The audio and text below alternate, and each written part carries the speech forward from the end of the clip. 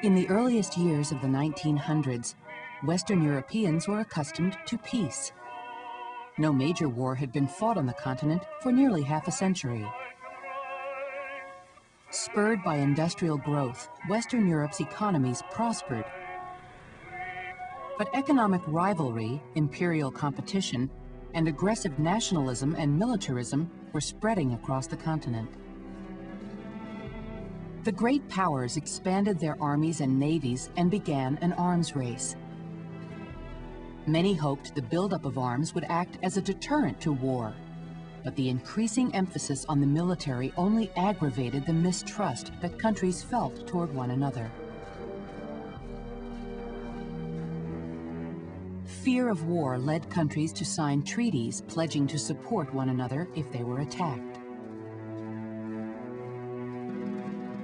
Gradually, two powerful alliances emerged.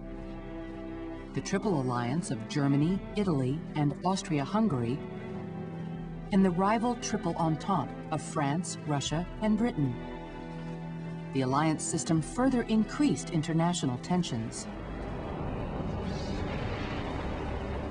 These tensions finally erupted on June 28, 1914, when a Serbian nationalist assassinated Archduke Francis Ferdinand of Austria-Hungary. Austria-Hungary declared war on Serbia.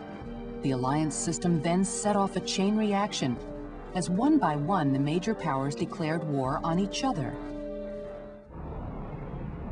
Newspapers soon began calling the conflict the Great War because it engulfed most of Europe and involved massive numbers of troops.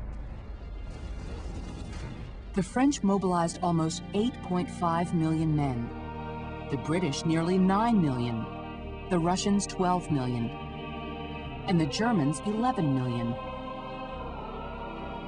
The fighting lasted for 4 long years. When the war started, Europeans were full of enthusiasm and patriotism. Young men rushed to enlist as crowds cheered them on. But the enthusiasm was short-lived. This was a new kind of war, far deadlier than any fought before.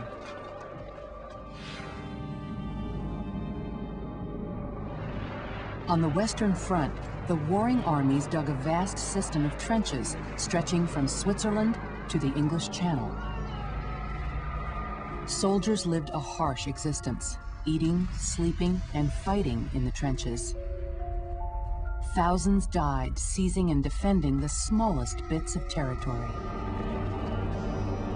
New technology made World War I more devastating than any previous conflict.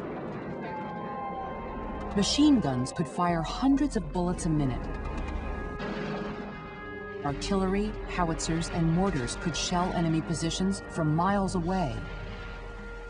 Factories produced deadly military hardware, such as fighter planes, armored tanks, and submarines. And poison gas was now part of the soldiers' arsenal. This new chemical weapon caused agonizing burns and blisters and blinded or choked its victims. Soldiers were eventually given gas masks, which helped to reduce the effects of being gassed, an ever-present hazard of the war. World War I finally ended in 1918. The human and material costs of the conflict were staggering. It is estimated that 10 million people died and 20 million were wounded. After the fighting was over, famine and disease added to the death toll. But World War I's enduring impact was even more far-reaching. The treaties that ended the war planted the seeds of conflicts yet to come. And the new weapons that emerged during the terrible struggle forever changed the face of war.